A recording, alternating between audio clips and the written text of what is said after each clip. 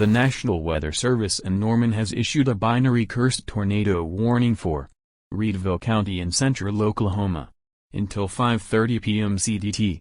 At 4:42 p.m. CDT, Storm Chaser Intercept Unit 4 confirmed that two massive cyclones have collided 12 miles west of Redville.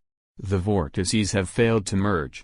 They are now locked in a terminal binary orbit with surface rotation exceeding 200 miles per hour. This is a catastrophic, unescapable atmospheric event. Do not attempt to outrun this anomaly in a vehicle. To repeat, binary cursed tornadoes are active in Redville County.